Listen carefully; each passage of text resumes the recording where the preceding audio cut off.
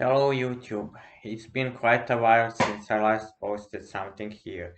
That's because I have been struggling with mental health problems. A pandemic is not just a germ, it's also mass hysteria, which is perfectly capable of driving people insane.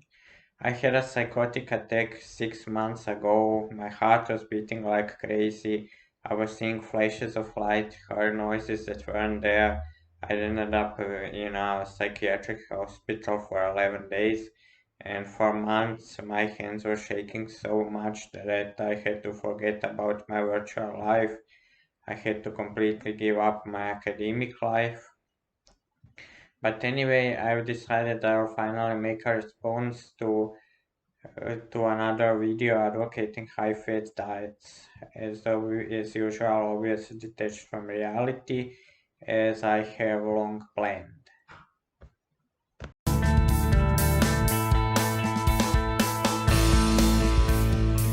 I have the best job in the world. I'm a doctor. No, believe me, that's not why. I'm an obesity doctor. Hey, listen, appeal to authority only works if the vast majority of experts agree with what you are saying, which is clearly not the case here. The attitude that many take, including those in healthcare, is that these people are to blame for their situation. If they could just control themselves, they wouldn't be overweight, and they're not motivated to change. Please let me tell you, this is not the case. I agree with you on that. We do not know exactly what causes type 2 diabetes, that is, we do not understand why some people get type 2 diabetes and some do not. So blaming people who have type 2 diabetes for having type 2 diabetes is nonsensical and insulting victim blaming. And if you're sitting there thinking, that's not me, you actually might want to think again, because almost 50% of adult Americans now have diabetes or prediabetes. That is almost 120 million of us. But that's hardly everyone who has issues with insulin. Because as I was saying, people have elevated insulin levels due to insulin resistance for years, even decades before the diagnosis of even prediabetes is made. Plus, it's been shown that 16 to 25% of normal weight adults are also insulin resistant. So in case you're keeping track, this is a heck of a lot of us. People who are claiming the cholesterol from the eggs we are eating is to be blamed for the current heart disease pandemic are also making similar arguments that many people are supposedly hyper responders to the dietary cholesterol. You do not believe that, right? Insulin makes us hungry. Now, I don't know what exactly you are referring to by saying insulin causes hunger. High school biology is obvious that the feeling of hunger is caused by a lack of leptin. It's quite possible actually that there is something I am unaware of here. So let's say for the sake of argument that you are right, that the carbohydrates we are eating are causing us to feel hungry and overeat. Replacing them with a diet that's been strongly linked to kidney stones is not a solution either, is it?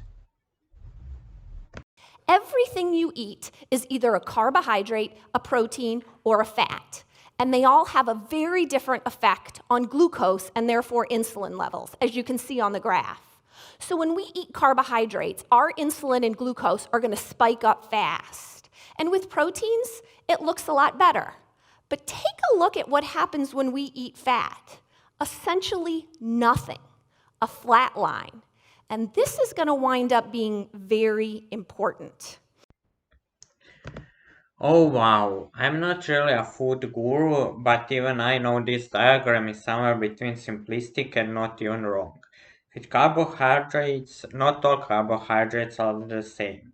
First, there is fiber, which lowers your blood glucose levels by preventing it from getting absorbed. Then there is starch, which indeed does rise your glucose levels. But just like with the cholesterol you eat, it is regulated noise. and the higher glucose levels are in your blood, less glucose is absorbed. I had to study a lot about cybernetics at the university, so I know very well why regulated noise is unlikely to cause problems. For it to cause problems, something has to have gone wrong already. Then there is sugar. That is the mixture of fructose and glucose. Fructose indeed causes your liver to temporarily ignore insulin, and it indeed can cause type 2 diabetes in large amounts. Fructose causes your liver to behave as if you were starving. That is, start uncontrollably converting glycogen and protein into glucose and start producing VLDL cholesterol as if there was not enough fat in the blood. The noise caused by fructose is unregulated noise that is messing up with the regulator.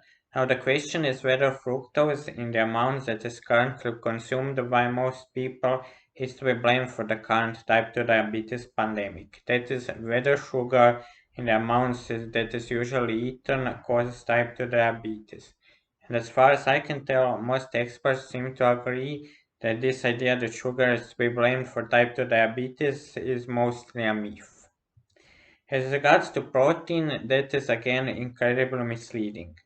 Your liver does not start converting protein in your blood into glucose just because you have eaten something high in protein.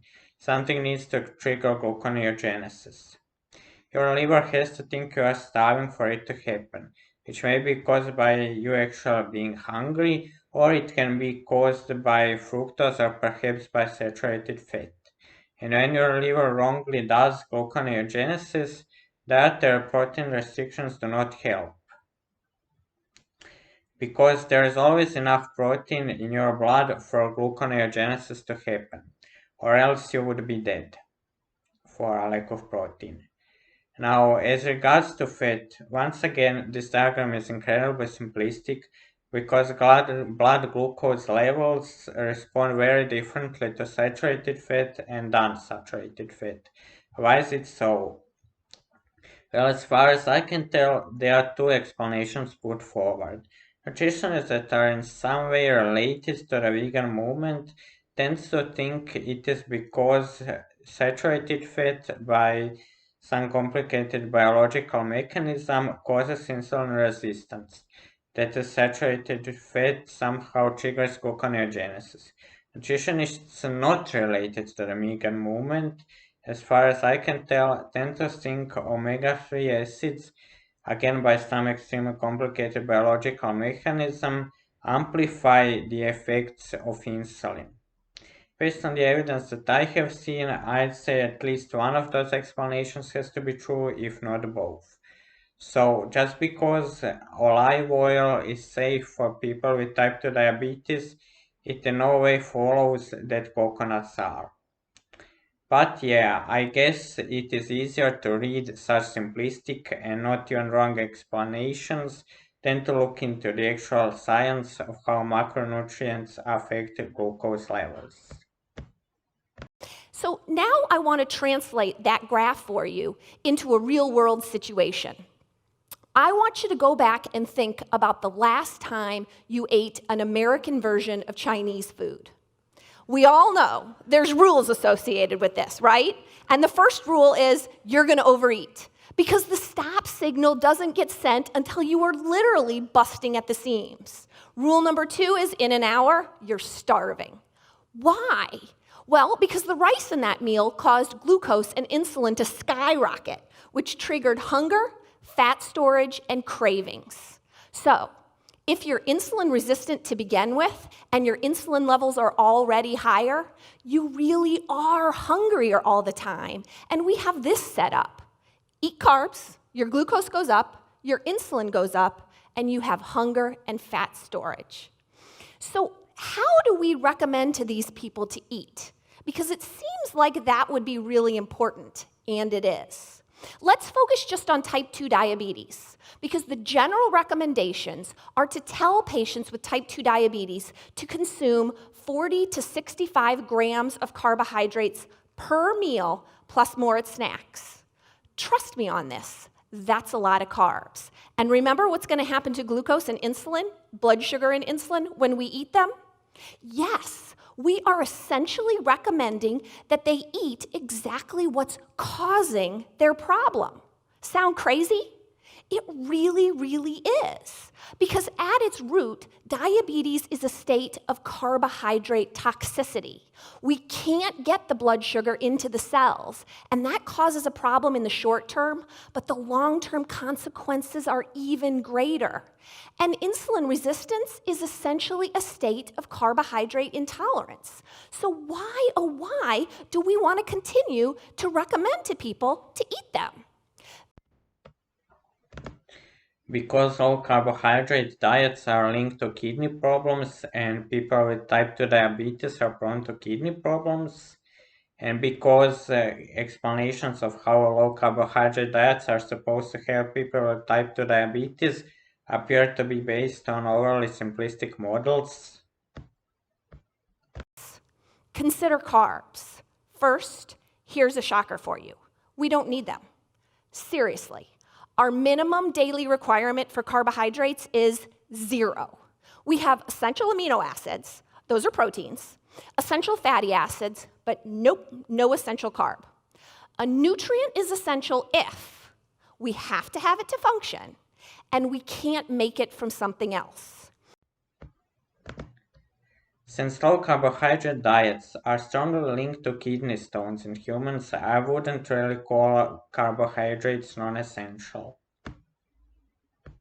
A study looking at our National Health and Nutrition Examination Survey data, better known as NHANES, showed that the single biggest risk factor for coronary artery disease is insulin resistance.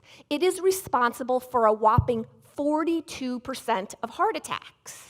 Low-carb intervention works so fast that we can literally pull people off of hundreds of units of insulin in days to weeks.